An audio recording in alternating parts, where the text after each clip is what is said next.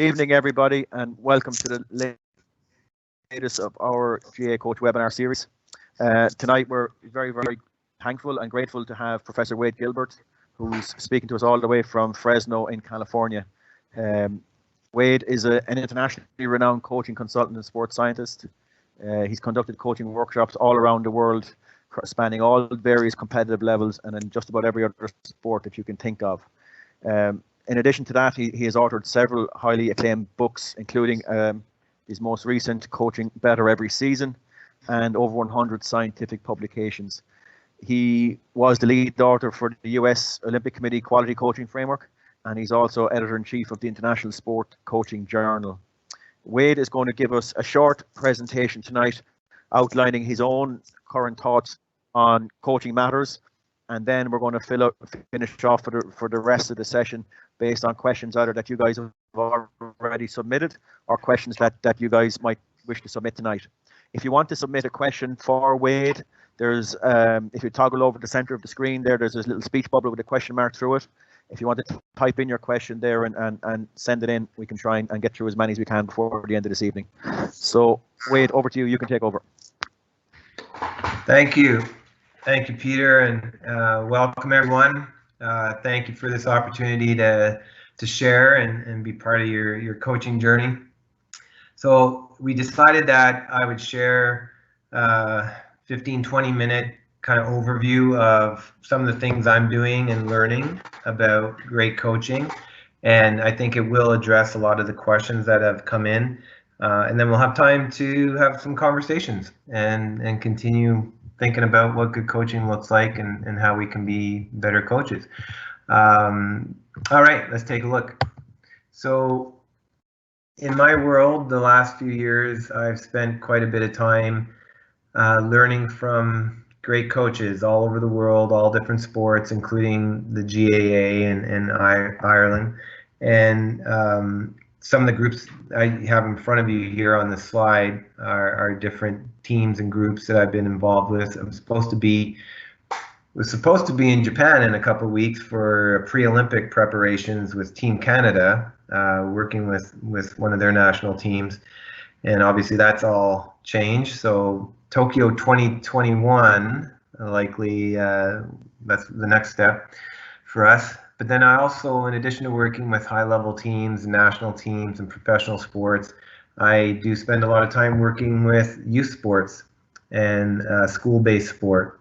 And I also coach. So at the moment, I'm coaching ice hockey, 12 and 13-year-olds.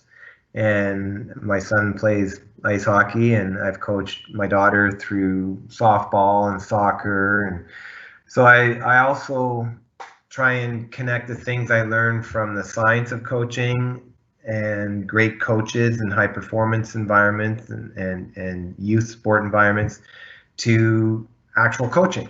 So trying to make sense of these things and then go out and use them with 11-year-olds and figure out how can we create better environments for our kids. And I'll just give a quick little overview of some of the principles that I have found to be evident across all these different stories and journeys. So by having these opportunities to connect and learn from people all over the world in different sports, it's allowed me to kind of step back and see the common themes. So we all use this term best practices. That's quite common. We look for best practices, but for me, it's really about best principles. So yes, it's interesting to learn what Irish Football Association does or what American football team does or Cricket Australia, but it's less about what they do and why they do it the way they do it. So what's the principle behind those practices? So I'm going to just open real quickly with the main question: what does good coaching look like? And I sometimes have a tendency to fall into scientific mode or academic mode and overcomplicate things. Just get to the point. So what does good coaching look like? And I was thinking about this before I got on the call today. And for me, this is what good coaching looks like. And I could sum it up in this one statement here at the top of this slide. Just remind yourself that sport was never created for coaches. And where I see coaches falter or get into trouble is when they forget that, or they never really thought about it, and they make it more about them and their needs. It's not for you. It's not about you. It's about them. And honestly, kids would be fine without coaches, and sports would go on and sport teams would find a way. So I'm not diminishing the role of a coach. I don't want you to get that impression, but it's really not about us. And we think about, all the research shows, why do kids play? Why do adults play? It's not to be coached. No one has really ever gone out, kids in particular, right, and asked if they could play sports so they could be coached. They want to be with their friends. They want to learn a game, and they want to have fun. And that's pretty consistent across decades of research. So if we remember, we're there to help them meet their needs for fun, friendship, and skill development and competition, not mine. It's about them, not me. That will keep our focus on building athletes instead of using them. And I've lived it, I've seen it, I see it every day. We have a tendency to use athletes instead of build them, especially kids. And it's even how you think about how coaches talk when they get together, like, who are we going to use on defense? Who are we going to use in goal? Who are we going to use for the game against another team on the weekend? Like, we even use that language. We use kids to win a game, but that's not the purpose of this. Yes, we want to win, and winning does matter, but it shouldn't be at the expense of using kids. It's for them, it's not for us. I remember having a friend visit from Canada, watching youth sport, baseball, I think it was, here when I was coaching, and afterwards, after the game, because he was watching multiple games, said, you know what? And these were 8-year-old kids. Said, this really isn't for kids, is it? This is about the adults. This is about the adult coaches playing games against each other. They just happen to be using the kids as their pawns in this game for adults. I said, yeah, you got a point. So it brings me to this slide here with a key message I like to remind people. We're in the people business. We're not a hurling coach. We're a kids coach of kids who happen to play hurling. So we coach people first, sports second. And this is an image here of Jill Ellis, former national soccer coach for Team USA. Had an opportunity to learn from her and spend time with her, and just reiterates most successful, only coach to ever win 2 World Cups in soccer. And it's about people, not soccer. It's about people first who happen to play soccer. So if we keep reminding ourselves we're in the people business, we build people who happen to play a sport, that will help carry us a long way. So I would like to take the last remainder of this kind of overview to focus on a couple of key points that I think would cut across any different sports setting. These are principles of good coaching. So how do we build athletes? How do we create the right kind of environment for peak experiences? How do we build trust in our teams? And then how do we create that right kind of team identity or team culture? And I'll be sharing this slide deck with Peter, and he'll post it. So if I go a bit fast at times, you'll have access to this after. So when we think about athlete development, we have a global framework now for understanding what our goal is. What's the target? How will I know if I'm a good coach? And it's not about how many games you win. If you do these 4 things, if you win these 4 outcomes, you will probably win more games. But more importantly, you're going to win kids, and you're going to win development. So that we refer to these as the 4 C's: competence, confidence, connection, and character. And these underpin all our global coaching frameworks at the moment. Confidence is better athlete. Confidence is more resilient athlete. So are they willing to come back after failure? Mental toughness, grit, whatever term you want to use. Connection, are they a better teammate? Are they better able to connect with other people? And character is the idea of moral development, if you will, right? So these 4 C's are what we should be trying to win. And it doesn't matter if it's the national team coach or coach of 6-year-old kids. This cuts across sport. If you're winning these 4 C's, you will have a more successful experience, and you will end up winning more games at the end. But we also know if you're coaching kids, you could do everything right and not win a bunch of games. If my kids are bigger and faster than your kids, my kids are going to beat your kids. Doesn't matter what I'm doing as a coach, to some extent. So I can focus on winning these 4 C's. And with that in mind, how can I design good learning environments?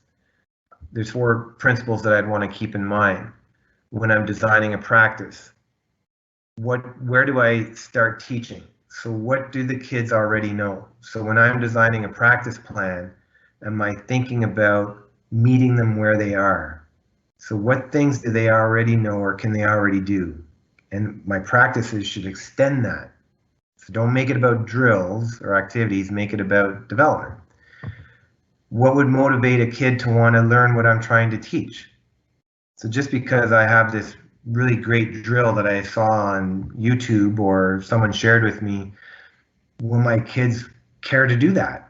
What's their motivation to want to do that? Have I thought about the pieces? So every time I try to teach something to someone, it's like a puzzle. And there's lots of pieces. You think about how you put a puzzle together. You put all the pieces on a table, and then you start to look for sections, and you start to join things together. It should be the same way of thinking when I want to teach them a skill. Have I thought about the pieces of that skill? And then the last principle here would be focus practice with very deliberate or specific feedback. So what role does feedback play in learning? And I'm going to show you one of my favorite slides here on that I think captures the essence of great feedback.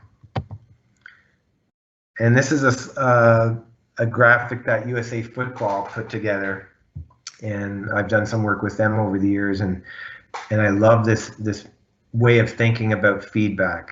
So when I give feedback to my athletes, and we need to get away from positive and negative. The idea of feedback being positive or negative is an outdated idea. Feedback is feedback.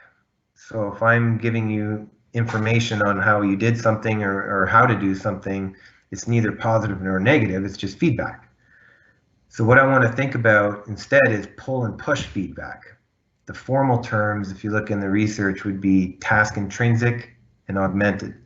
So pull feedback or intrinsic feedback is I'm trying to pull the information out of my athlete. So I ask them. So they perform a skill. Instead of me stopping and telling them what they did wrong or how to fix it, I ask them, how'd that feel? What do you think you could do differently so that you could hit the target next time?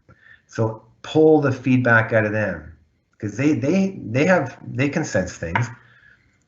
And the other end of the continuum is what we call push feedback or augmented. So I'm going to augment what they already can feel. I'm going to push information on them. So you see in this graphic, you have a continuum from pull to push. So which is better? It depends. It depends on the purpose of your practice that day. It depends on the time of season. It depends on the individual athlete. It depends on your purpose. But you should be comfortable using both depending on what the athlete needs. I'm going to switch to this idea of peak experiences. And you may have come across this before, this idea of flow or playing in the zone, What is an optimal experience? And we've all had moments of this where we just had a great experience, and it doesn't have to be in sport. It could be driving a car, it could be writing at work, it could be anything, spending time with friends, where you have this type of experience we refer to as a flow or peak experience, or being in the zone. And this, if we can create those types of experiences, are addictive. It literally is a drug, because there's certain neurochemicals that are released and hormones when you have this type of experience. And so it's rewarding. People want more of it. And this is where you see a lot of kids, when they drop out of sport, they're not getting this. So they go and find other places where they can get it. And that could be other sports, it could be other activities. So if we can create more flow experiences or zone experiences in our sport environments, we're going to increase commitment and motivation to the sport. They're going to want to come back. They're going to want more of that. And there's 9 dimensions of flow, and I won't go through all these, but I do want to highlight the first one. Is the challenge skill balance, and it's on this slide. It's in yellow or gold because it's actually referred to as the golden rule of flow. It's the main one that we'd want to make sure that we are conscious of, and we can control that when we design practices. So what is the challenge skill balance? This graph that you have in front of you that shows the quadrants and that relationship between challenge and skill is important for us to be aware of as coaches. If you look on your screen on the bottom left corner, when people are in a low skill, low challenge situation, they don't care. So I'm going to go, these are comfortable situations. So it's not challenging enough, or I don't have the skill level to do what you're asking me to do. It's perceived as too great of a distance for me to be able to do that right now. So I either give up, it's apathy. Yeah, why bother? This is stupid. I can't do it, right? Or they get bored because it's too easy. And what do kids do when they're in that bottom part of the graph? They're off task. And then you have discipline issues. And kids aren't paying attention. And kids are hitting each other. Kids are throwing balls. And then we get angry as a coach. And then we yell at them. Or we make them run. And again, we are thinking about, why are they bored or apathetic? Maybe because I haven't designed a practice environment or drills that are challenging and will stretch them into that flow environment that meet their skill level. So really what I want to do is keep them up in the top right corner as much as possible, that flow spot where there's high challenge, high skill. But it's really more about the balance, or I guess the alignment between skill and challenge. So they don't have to be highly skilled. The challenge has to match their skill. So it's a match. So this could be a novice. This could be a 5-year-old kid could have flow. And if you let kids play, if you got out of the way and just went to a playground or a park and just watch kids play, they're in flow all the time. Because when kids play on their own, they adjust the challenge to match their skill. If they don't spend a bunch of time on their own practicing or playing games that are too easy, they'd be bored. They stop doing it. So they make it a little harder, or they change the game, or they change the teams, move stuff around. So the challenge is raised a bit to more match their skill level. And if it's too high, so if kids get together and they play a game, if one team is destroying the other team and they're winning by a large margin, kids will stop the game and reorganize the teams because it's boring otherwise, right? So we can learn a lot from kids. There's a lot of research to support this. So what I want to do as much as possible when I design my practice environments and my club environments is create more flow, moments of flow, where the challenges I'm putting in front of them match up with their skill level, or maybe just a little bit beyond their skill level. So there's things that if they stretched and really paid attention and really tried, they could do it. And then once they can do that, I raise the challenge again. So I'm constantly moving that up as their skills rise. And it's more about the perception of the challenge, not the actual challenge.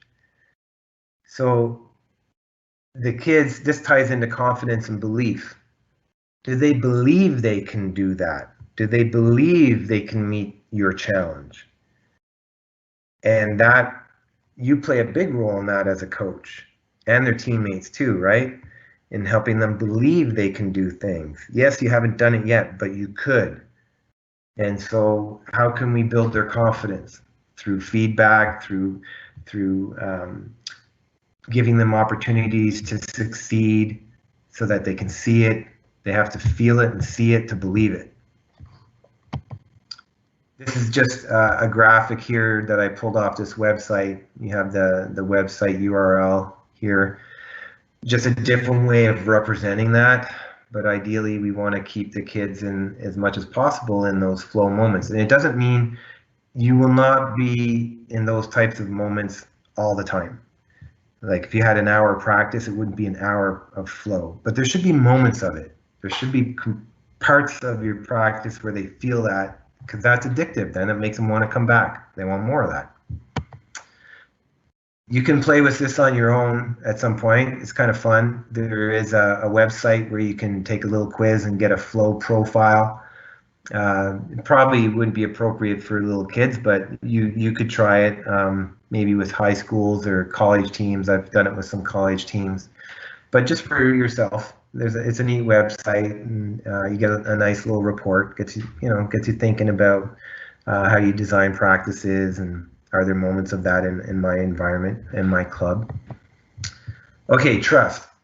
So when we think about another component of great coaching, more and more I've seen the central role of trust, how critical trust is. If people don't trust you, none of this works.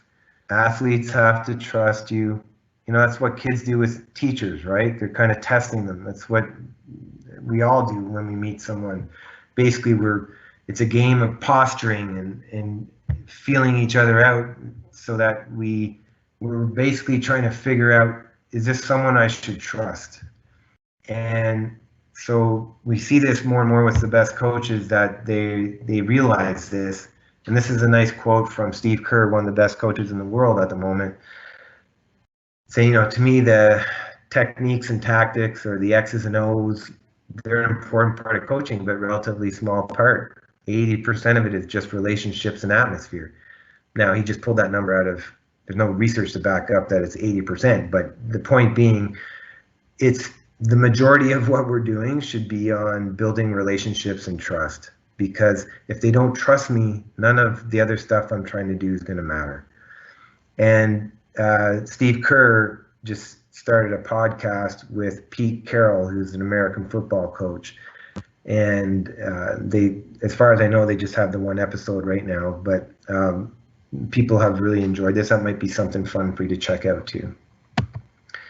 And we do know, with all the research on trust and performance, it's a pretty simple relationship. More trust, better success. Low trust, less success. So trust underpins performance. And how do we build trust? So I'll share two quick examples here.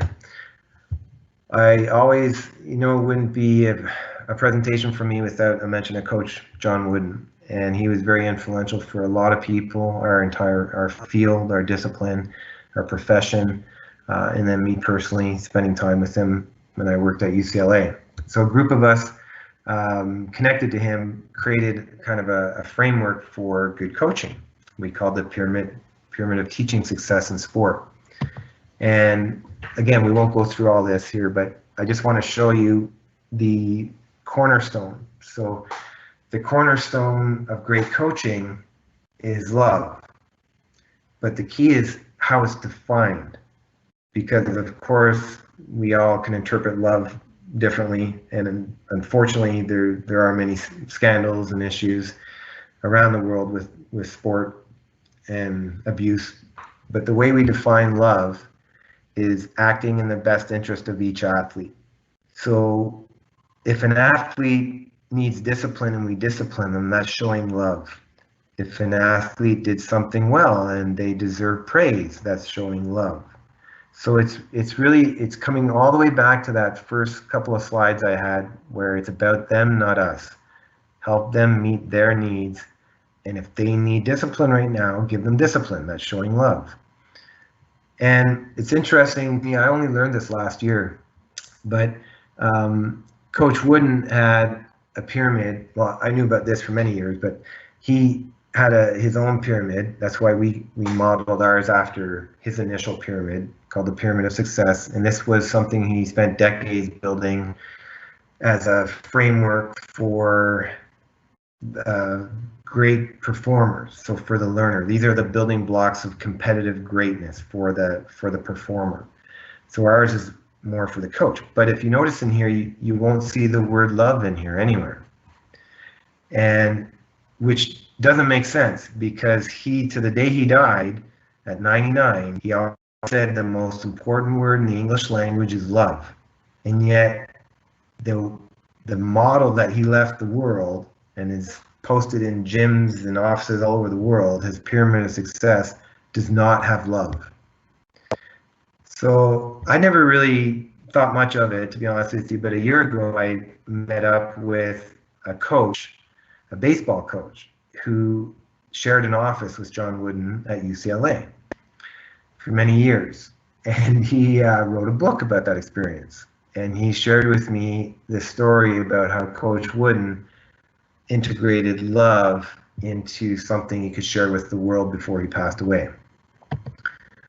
So you may not be aware of this, but Coach Wooden wrote children's books as well. And it was a way for him to teach and share his message in a kid-friendly way. So he took his Pyramid of Success and he turned it into a kid's version. And that's what you see here. And you see all the building blocks. And you might be able to see it now where love is in here. So love is the mortar. Love is written, love holds the whole thing together. And I actually, it's funny because I have this book. I remember reading this book to my kids years ago. I never noticed the word love in there because if you go back here, you can see it's very small print, and you'd really have to know it's there, be aware of it, and look for it.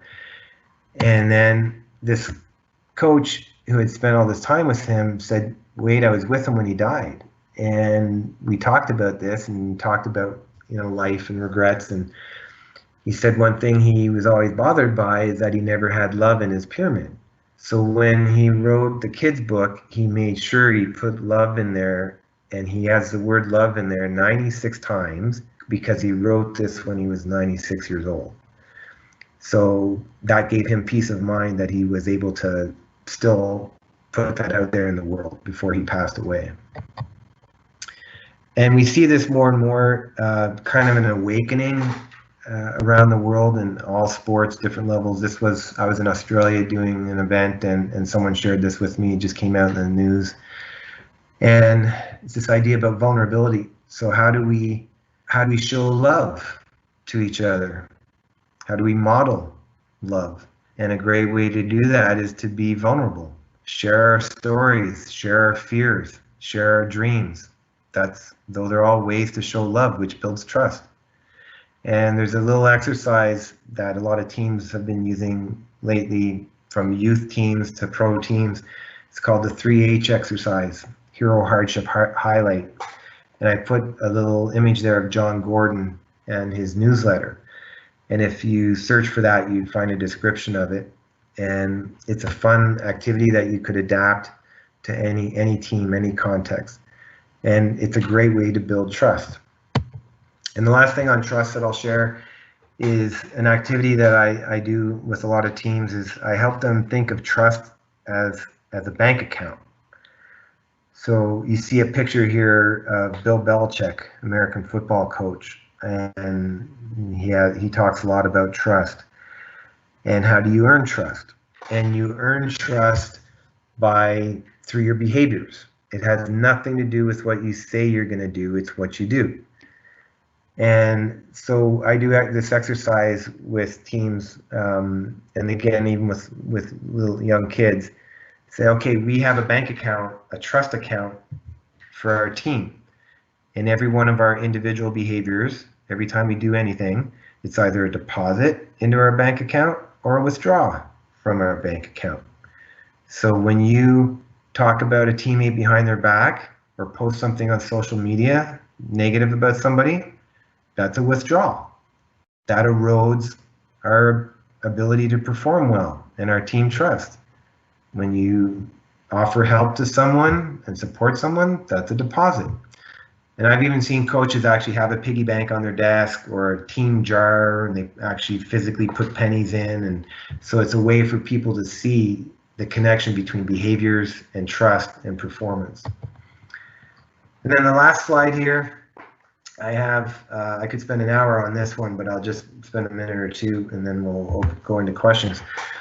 It's this idea of team culture that I get asked about pretty much everywhere I go, and there's a lot of books at the moment on team culture and team leadership. And the more I've researched this and been around great teams, it struck me that you don't really teach culture, you spread culture. That's why I put here, culture is caught more than it's taught.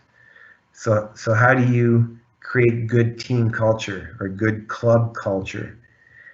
It's by making, it's like a virus, and it's timely. I mean, we're all living through this moment right now. How do viruses spread? We're all becoming experts on that. And you want to create contagious, infectious environments. So you want to have, you as a coach, right, can be a strong carrier of your team virus. You'd want maybe your team captain, maybe alumni, people who've played for you in the past, or that club board members, stakeholders. Like, there's all these people associated with our club who are strong carriers of the virus. And we want them to infect our athletes and other people in our community with that team virus. So it's just the opposite of what we're trying to do with COVID, in a sense, by wearing masks and not connecting to each other and wearing gloves. To spread my team culture, I want those connections. I want you to go out and infect other people. So it's really, you catch the environment, you catch the culture. And so we can do that if we think more about how viruses spread and less about, you've probably heard the term, it's quite common here at least, athlete buy-in. How do I get athletes to buy in? I always catch people and say, it's not a sales job. You're not selling your team culture. You have to infect them with it. So you create contagious environments through your behaviors. All right, Peter, I'm gonna pause there. That was the main stuff that I wanted to share. And I'll stop sharing my screen now. Wade, thanks very much for that. The presentation was excellent, outstanding. And I think you've answered a significant number of the questions that maybe a lot of people had in the last little while. To start with, I think it's probably always good for whenever we speak that maybe the first question is about John Wooden. And it was great that you mentioned so much of it there.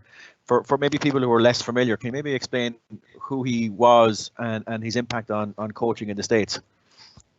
Well, not just in the States, in the world. He, for many reasons. One, he was voted the best coach of the 20th century by most major news outlets.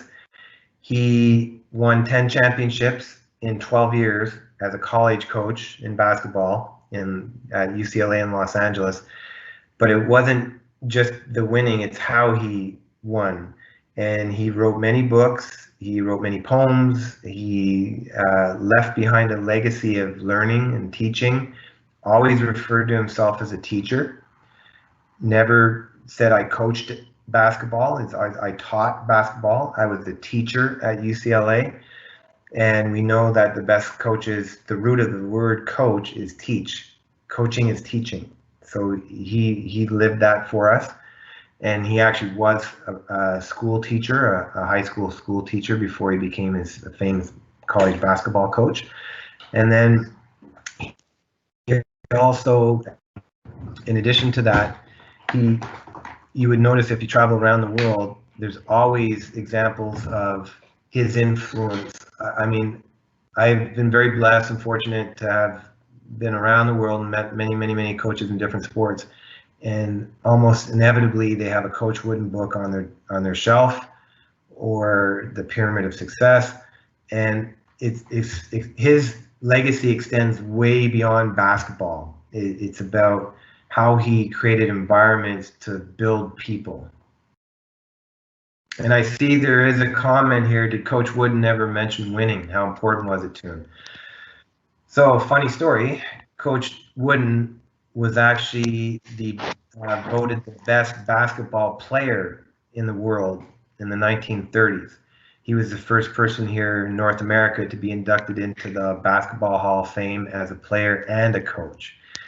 So he was ultra competitive, to the point where you spend any time with him, he's always competing with you.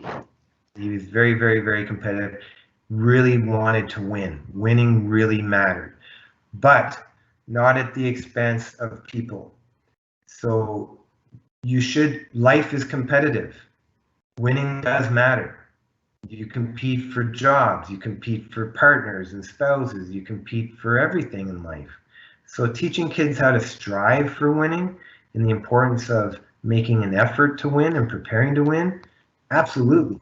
But winning at all costs and playing just my best kids and having the others sit on a bench so I can win a game at 6 years old, who cares?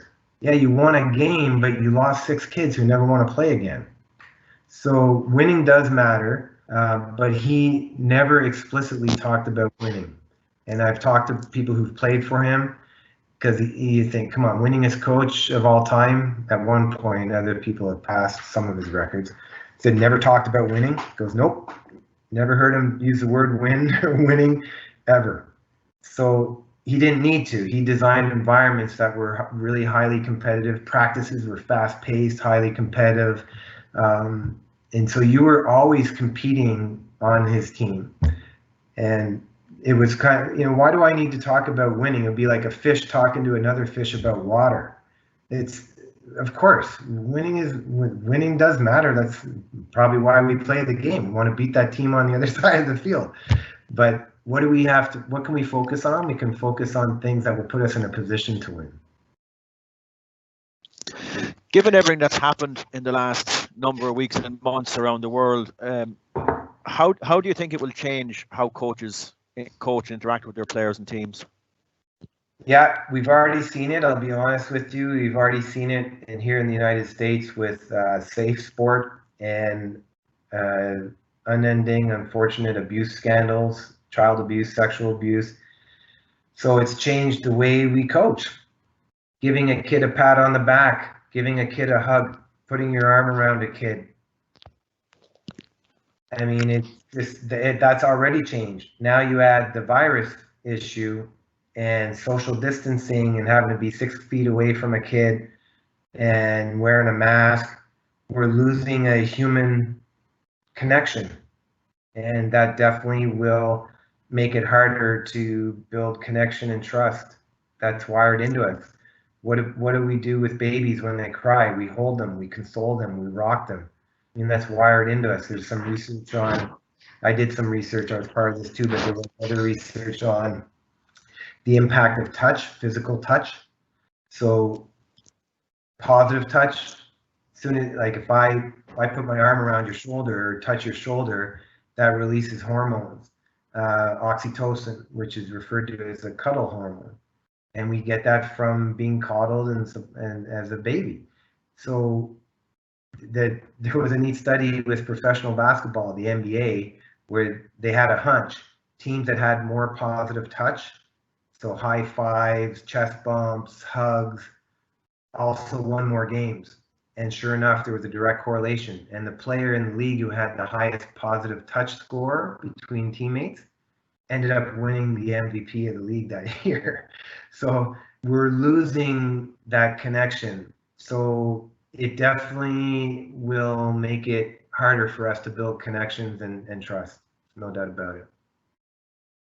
I don't know. I'm not sure if it was the same experience for you guys over there, but certainly for us in the first couple of weeks when we were locked down, um, there was a huge number of people started posting videos on social media of skill activities and challenges that for players and kids to do in their back garden and so on to keep guys maybe in touch. Um, One of the things that we've noticed in the last little while is that has sort of slipped away as something maybe that wasn't very sustainable for coaches to keep going on a day-by-day basis. But have you got suggestions maybe for some of the people on the call as to how they can interact remotely with their players and maybe try and sustain that trust that they've tried to build over the last while? Yeah, and that's when I've been asked to speak quite a bit during this break, and the first thing, there was an initial fear of not doing something. So the initial reaction was, we need to do something. And sometimes you don't. Sometimes you just need to give people space and get out of the way, and they'll be fine, they'll cope, they'll adjust. I mean, that's how birds learn to fly, that's how kids learn to swim. I mean, that's how organisms learn to adapt and develop. We don't need to save them from every situation. Now, having said that, one thing you definitely want to do as a coach now is focus less on skill development, skill acquisition, fitness. Like there are national teams, I know they're really concerned about, wow, our fitness levels are going to drop and then we've got to start all over. I said, yep, that's the world we live in right now. Don't worry about it. They can't go to parks, they can't go to gyms. Don't worry about it. But your main goal right now is to build connection, sustain connection. That's your win. How can I win connection? So what I've seen succeed is continuing to hold some kind of regularly scheduled interaction. So if we used to practice Monday, Wednesday, Friday from 5 to 7, still going to practice Wednesdays 5. So there's still something regular on their calendar where we get a Zoom call together or whatever platform you're using, and it's not for training. There could be a training component, but it's more for connection. So, and give the so you create the platform, you create the environment. So you say, okay, Wednesday's 5 o'clock to 6 o'clock, we're having a team meeting. I set up the call, but then give them ownership of it. So have the athletes rotate through your roster or put them in pods or small groups, and they're responsible for leading something in that session. So you can have themes. It could be sharing stories. You could read things together. They could watch things together. They could create things together. So having a regularly scheduled space for them to connect with and build it around a theme. So for example, I'm doing something with a national team right now. We're supposed to be in the Olympics in July. We're going to do a virtual Olympics. We're going to have we were supposed to play 5 games in a round robin in the Olympics. We're going to play 5 games, virtual games, 1 a week. We're going to do some imagery on their own, and then we're going to come together and we're going to talk about the game and what do we learn about our performance. And so there's the connection part is still really important, but having regularly scheduled place with the emphasis on connection and less worry about fitness levels and skill development and things like that right now. You've written and spoken a lot over the years about reflection. How can coaches use this time maybe to reflect on their own practice? Have you got any tips or tools that they can use?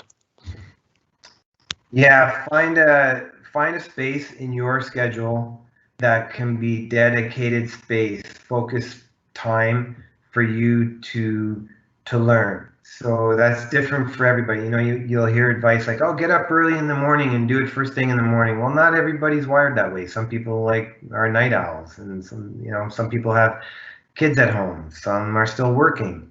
So look at your calendar, your weekly calendar, and find a space or some spaces that can be sacred time, and you put it in your calendar. It's an appointment with yourself, just like you put in a doctor's appointment in your calendar or whatever. You're putting appointment with Wade, with myself, okay? 90 minutes, 30 minutes, whatever it can be. And so it's regular, it's on your schedule, and then use that time to slowly chip away at things you want to learn more about. Because where I see people falter is they get overwhelmed. Say, oh man, where do I begin? I got 15 books I want to read, and people are sending me links to podcasts and Netflix series. Man, why even bother? Too much. Pick one and be incremental and kind of work your way through it. I came across a quote a while ago from Bill Gates, founder of Microsoft, and I love it. He said, people overestimate what they can achieve in 1 year and underestimate what they can achieve in 10. And if we take a long-term view on our learning, there's no timetable for finishing a book or finishing that video. Just be regular with it, because every opportunity that you take to take a step, it's incremental. These things will pile up, and you'll have your aha moments and your discoveries, and it will come at its own pace. So don't be and make it more time-based instead of task-based. Don't say, okay, by the end of next week, I'm finishing this book. No, set aside 3 times or whatever it is, once or twice a week for learning. I have a learning appointment. I'll read as much as I can read. I have a half hour set aside. That might be 2 pages one day. It might be 30 pages another day. So make it more time-based instead of task-based. For yourself then, when you look back at your own coaching career and your own maybe work in the academic side of coaching as well, how have you changed or evolved over that time, or how has your understanding of yourself as a coach evolved over that time? I've learned to be more self-compassionate. So we're often our own biggest critic. If anybody out there listening has, I encourage you to take a look at Brene Brown. I'll send a link through to Peter too. Peter, you're shaking your head. You've seen Brene Brown. I find coaches and athletes even love these books that she has out, and she has a Netflix show, and I think she has a podcast now that started. But her work has kind of reignited this awareness that just take it easy on yourself. Don't be so self-critical.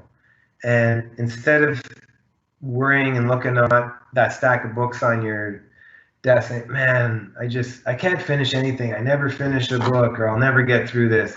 You know what? I did an hour last week, and that's as much as I could give, because I still have to eat. I still have to sleep. I still have to be a dad. I still have to be a husband. I still, all these other parts of your life that you need to nourish. So I've learned to be, I used to work through the night. I used to be a taskmaster, man, and I'm not eating. This is on my to-do list today. I'm not going to bed till it's done. If that means not eating or skipping meals or not calling friends back, that's what it would be. And I quickly realized, not quickly, unfortunately, but over time, you get sick, relationships fall apart.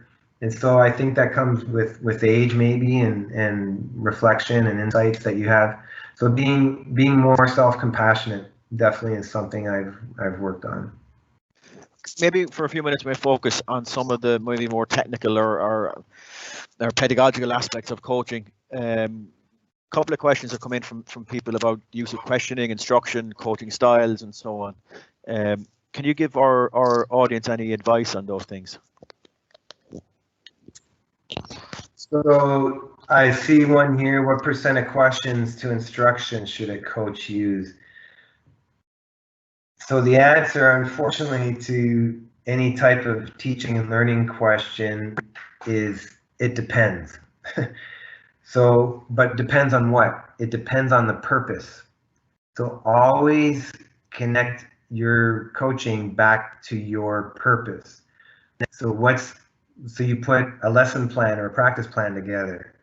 What's the purpose? What is it that I need and want them to learn or achieve or feel today? Or this, and that will dictate what the right answer is for questions to instruction. If, for example, maybe if it's early in the season and my purpose this week is really just for them to have lots of movement, have fun, spend time with teammates, maybe there's very little instruction. I'm just honestly kind of creating the conditions for lots of play, let them have fun, help fuel that fire. So it comes back to the purpose. Maybe I'm introducing a new drill or a new tactic or technique, and I want them to struggle with it a little bit because I notice they aren't very self-reliant and they're always expecting people to fix things for them or solve their problems. Well, you know what? This week, I tell all my coaches, don't answer any of their questions. Every time they ask you a question, put it back on them. What do you think? What would you do? What did you feel? So it just comes back to what's the purpose? What am I trying to achieve? What do they need in this moment? And that will dictate the right kind of ratio of question to instruction. Generally, so general rule of thumb, what I've seen, the early stages of learning are very cognitive. So a learner is always trying to make sense of what they're trying to learn. So there's lots of internal questioning. So I would say, as a general rule of thumb, early in learning, less instruction is better. Give them enough. They don't need to see the whole right now. Give them a few simple cues, let them try it. They will fail, they will fall, they will look ugly, that's fine. Then they can learn to self-adapt, they can learn to ask better questions. So not only are they learning the skill, they're learning how to learn. You'll remember from your trip to Ireland in 2017 that the vast majority of people involved in Gaelic games, coaches are volunteer coaches, maybe parent coaches, and so on. How do you maybe see, or how would you try and recommend that coaches, support and convince each other that type of approach is the right way to go? Yeah, I coach kids. I coach in a club. I see that firsthand. I've had struggles coaching different sports here where there's things that you see that either are wrong or detrimental or could be better, and you try and convince another adult to change things, and doesn't doesn't fly because we have egos. And so what I recommend is communication. The same principles we're trying to build with our teams in terms of connection and trust.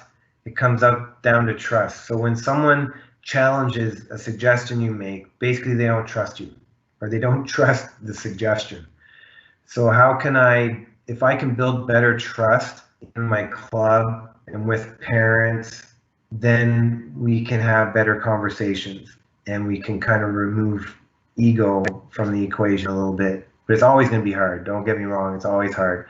So I think what we've been trying to do in our clubs is more regular communication, explaining why, not just telling people what we're going to do, but why we're going to do it this way.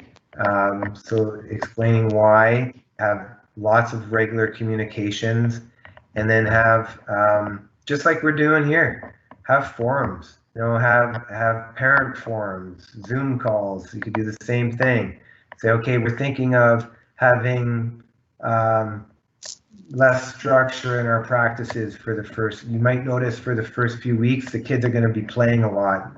It's going to look a little different than we've had. You might notice we're going to actually ask your kid to design a drill. So they're going to come home and they're going to ask you, because they've been assigned to design a drill or a warm-up. And so here's why we're doing that.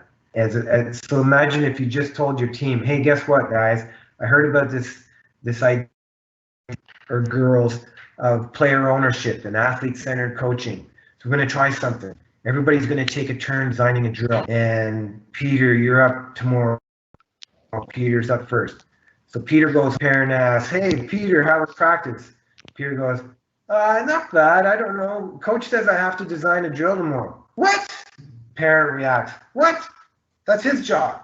You don't have to design a drill for the other kids. That's what he should be doing, right? So there's all these assumptions versus sharing that. So it takes more time, but are there ways we can raise awareness of why we're doing what we're doing that will lead to better conversations? And then, so those are things that I've always tried to work on. I'm not going to say it's perfect, but they do seem to make some positive impact. That conference 3 years ago, you recall your wife Janella was over as well, and she made a comment to me on the day, where are all the female coaches? Because it was a very, very heavily male-dominated event, and while it's better now, it still is to an extent. There's a number of female coaches and beginner coaches on this call. Have you any advice maybe for female coaches heading into male-dominated sports, or even coaching as a male-dominated sort of environment? Yeah, definitely. That's common around the world. But what you're starting to see, like here in North America, and it will eventually trickle out into other sports, professional sport like Major League Baseball, NFL, football, basketball, NBA, they're starting to add women to their staffs. So they're women coaching male professional sport. And people have pushback for sure. But what you're starting to see is a growing awareness that the more diverse perspectives I have on my coaching staff or in my club, the better experience this will be for my athletes. So again, it's not about you, it's about them, it's about the athletes. And if there's people who can provide different perspectives and different insights that will help make this a better environment for our kids, why would we not include them? Now, having said that, for women to kind of grow the coaching profession, it's important. Mentoring is so peer mentoring. So as much as possible, I'd encourage any woman who's interested in coaching to find a mentorship group, another support group of both of fellow women, so that you can share that journey together. But also reach out to other coaches, male and female, and ask about opportunities to be mentored. Hey, can I come watch your practice? So that you humanize it, right? It's not a male-female issue. It's a coach issue, a coach to coach. Reach out to other coaches, other sports. Say, hey, can I come watch one of your practices? And then what you start to see is it becomes normal. So you normalize that type of situation. So I'd say peer mentorship, but also mentorship with coaches across sports, and definitely reach out across gender as well. Okay, we're just on the hour now, but Wade, myself spoke earlier on, and Wade is happy to keep going for another 15-20 minutes if everyone else is happy to listen. So keep the questions coming if you wish. A couple of questions maybe that came in advance. What was the best piece of coaching advice you were ever given? Don't coach. No. Well, actually, one that's kind of funny that people toss around a lot is make sure you coach an orphanage, no parents to argue with. But in terms of coaching advice, I guess would be, don't pretend or try to put pressure on yourself to have all the answers, because we do have a perceived image of what a coach is and what a coach does, and coaches are supposed to lead, and coaches are supposed to have all the answers and responsibility. So letting go of that and be a better listener. So ask lots of questions and listen to your athletes. Ask them. They're out there playing. They see stuff we don't see. They'll feel things we don't feel. So make a habit of your athletes for their input and and then of course get outside of your sport. So if you love hurling or football or tennis or cycling, whatever it might be, you have to get out of your sport. Not go coach other, but talk to coaches from other sports. Go watch practices of coaches in other sports. Have coaches from other sports come and watch your practice and then have a discussion. So getting out of your sport to learn about, because that forces you to look at principles. So it's not necessarily about techniques and tactics.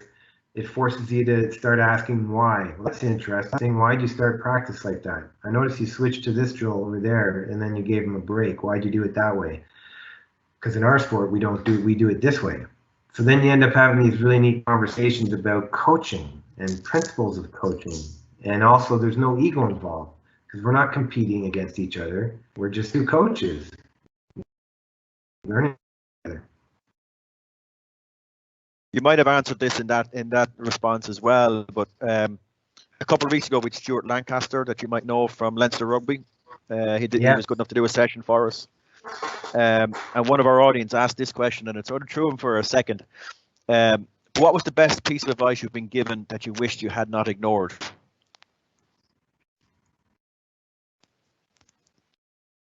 Sorry, you cut out, Peter. Yeah. Okay. So what was the best piece of advice that you have been given but you've ignored, and you wish you didn't ignore it now?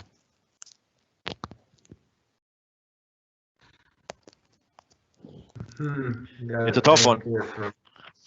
Yeah.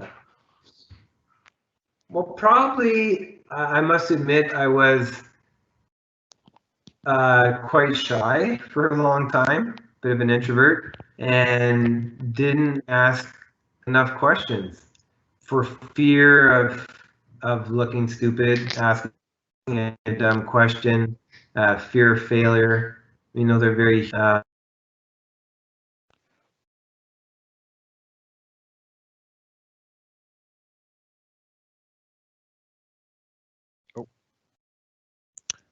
Okay, I think Wade's internet connection has just dropped for a second. We might just give it a second and see does it come back up. There we go. I'm back on. Yeah, you're back. Sorry. You're okay. But yeah, just I do, you know.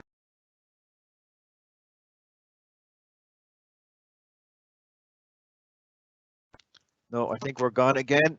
We might just give it one more second to see if things come back right for us. Back again. Yeah, you're back again. Yeah, we have you. Yeah. Okay. Yeah. So just to finish that, there definitely were moments where I had opportunities to ask questions, go and observe people, but for whatever reason, I was insecure and felt that I wasn't ready for that, or why would they want to talk to me? You know, things like that. But just, yeah, reach out. You'd be shocked, right? You reach out to people, and most people in coaching are very open and they love talking about coaching. Doesn't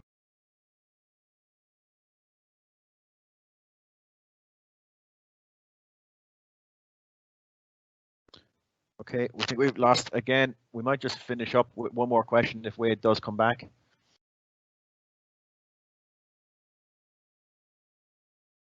And we might just give it another couple of seconds to see if there's anything there. Yeah, Wade, you're back. I'm back. Yeah, sorry, I didn't hear the question. You're okay. We might just finish up with one question then. Are there any coaching resources or books or sites or learning opportunities that you might suggest for some of our audience? Yeah, there's many. there's one in the United States. It's referred to as Way of Champions, and I'll send through the link. They actually have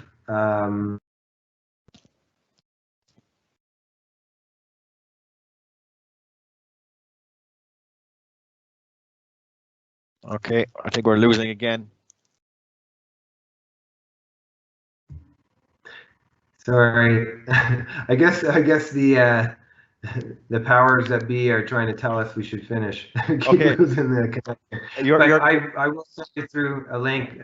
Way of Champions is a good one, and they also have podcasts and lots of resources. That would be a good one at the moment. I think that people would enjoy. Wade is too modest to recommend his own book, Coaching Better Every Season. And for those of you who haven't got a copy, you should go get one. Is there a second edition or an updated version coming out anytime? The publisher has been asking me for a year to write the next book. I just haven't made. I was going to say haven't had time, but you make choices on time. I haven't made time to do that. And honestly, I'm thinking more and more once to get through the Olympics, and the next one will come out. But there is. I did notice the other day they updated. I'll send you the link. They updated the website that has commentaries and webinars. So there's a lot of free material on the website around the book and the book messages. And I do see a comment that just came in here. Can you put the list of books, podcasts on the site? As soon as I'm off the call, I'll send you. I'll send you some links and you can share them. Perfect. Wade, thanks very, very much for coming on the call. I know it's just coming up to lunchtime or so for you over there. So thanks very, very much for engaging with us and putting in the time and effort over the last number of days and weeks in pulling together a lot of the content and material. It was great to have you over in 2017. I know you were over in Ireland subsequently and potentially maybe again, depending on how things work out with this pandemic, maybe next year back in Ireland again. And if that's the case, we'll try and meet up and do some more good work. So I think Wade is just gone again. So I think at this stage, we'll just try and finish up here. We have the next session of our webinar series is on this Thursday evening. We have Johnny Bradley, who's the director of the MSc in Performance Analysis in IT Carlow. And he's also worked with numerous inter-county squads in Gaelic games, as well as international teams across various different sports in Ireland. So Johnny's session will be on this Thursday at 7:30. And the registration for that opened there about 10 minutes ago, just at 8:30 on the GAA Learning webpage. So if you want to go back and register your interest to go to see Johnny on Thursday evening, please do so. Wade, again, thanks very much on behalf of everybody here. The feedback that's coming through, you can see it is fantastic. And we really, really appreciate, as I said, all the time you've put into this.